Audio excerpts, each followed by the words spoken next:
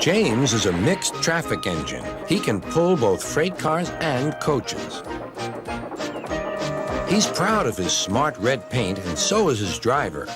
Everyone says you brighten up their day, James. One morning, James whistled loudly at the other engines. Look at me. I am the smartest, most useful engine on the line. Rubbish, replied Thomas. We're all useful.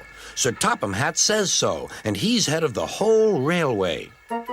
You know what, James? Added Percy. What? Replied James. You're getting all puffed up. James huffed away. Later, he was still boasting. I'm the pride of the line. I saw you pulling freight cars, snorted Gordon. You're only a goods engine.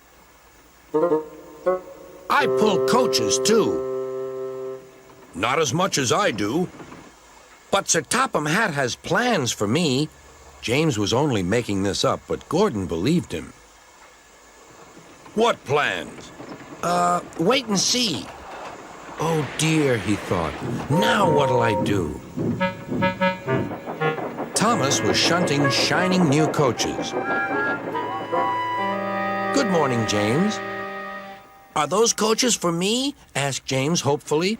No, these are for Gordon's Express. I'll fetch your freight cars next. But James was going to play a trick on the other engines.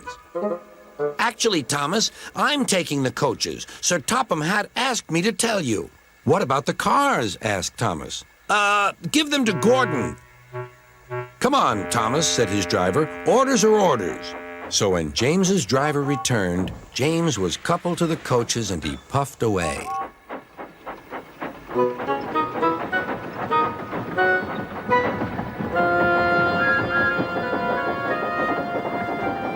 Thomas returned with the freight cars, and a few minutes later, Gordon arrived. Where's the express? Thomas told him about James, and so here are your cars.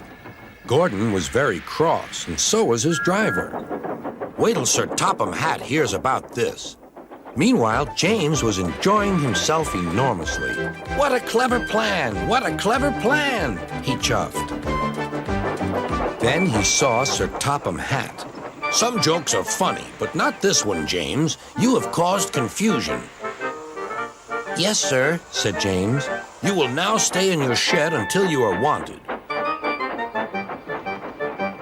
The other engines teased James. I wonder who'll be pulling the express today, said Gordon. I expect it'll be you, replied Henry. James is stuck in the shed for being silly. James felt sad. Next morning, he went back to work. Hello, whistled Thomas. Good to see you out and about again. I'm sorry I tricked you, said James. Are these my cars? Yes, replied Thomas kindly. They are pleased to have you back. James set off to the harbor with his train of freight cars. He bustled about all day, pushing and pulling them into place.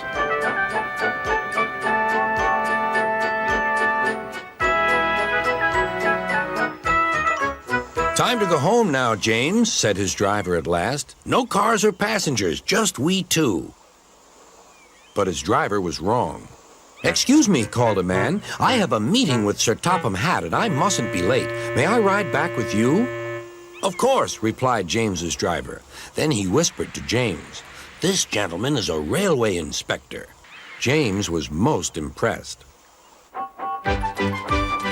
He steamed along the line as smoothly and quickly as he could.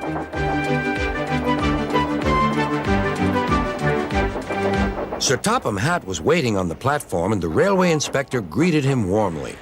This clever engine gave me a splendid ride. You must be proud of him. Yes, indeed. Once again, you are a really useful engine.